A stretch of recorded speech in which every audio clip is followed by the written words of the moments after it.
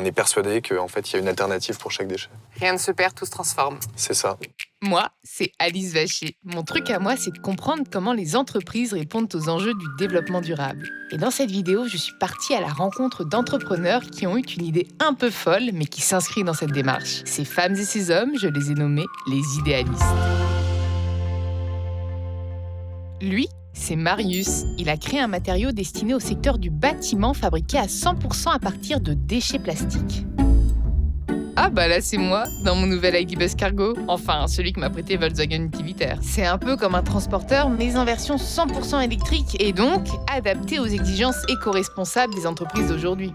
Tu montes Marius, c'est toi qui conduis? Bah si j'ai le choix, je veux bien, ouais. Alors Marius, tes premières impressions?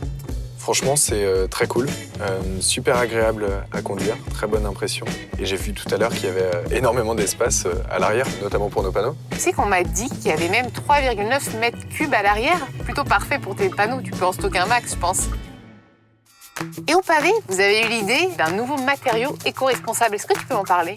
Ouais, c'est ça. En fait, le pavé, c'est notre premier matériau qui est fabriqué à partir de 100% de déchets plastiques. Ces déchets plastiques, c'est du PEHD, en fait. C'est du plastique qui est issu de bouchons de bouteilles de shampoing, qu'on vient transformer dans notre usine d'Aubervilliers en panneaux, sans ajout de résine. Et en fait, ces panneaux, ils vont être utilisés sur une infinité d'applications dans le secteur du bâtiment pour faire des crédences, des revêtements de murs, des tables, des chaises et plein d'autres choses. Et on est persuadé qu'en fait, il y a une alternative pour chaque déchet. Rien ne se perd, tout se transforme. C'est ça.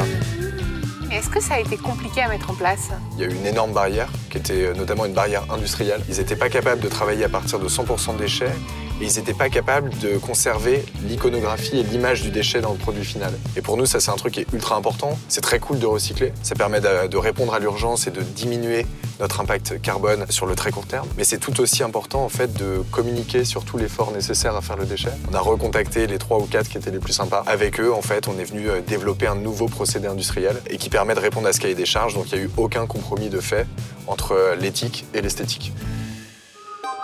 En fait, on vous a dit que c'était impossible, donc vous l'avez fait, quoi.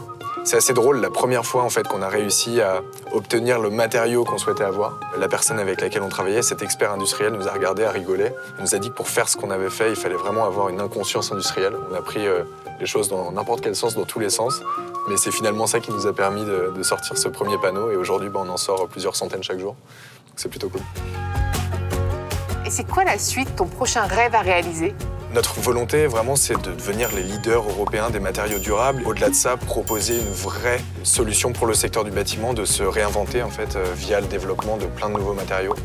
Il y a énormément de déchets, on en produit en permanence des centaines, voire des millions de tonnes. Et c'est autant de potentiel pour réinventer, en fait, les bâtiments de demain et répondre à tous ces enjeux de transition écologique. Tu les définirais comment, toi, les idéalistes?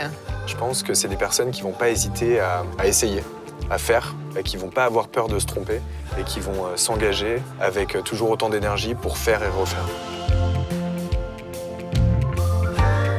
Bon, bah voilà, c'est terminé. C'est sympa, non? Carrément. Merci beaucoup. Merci à toi.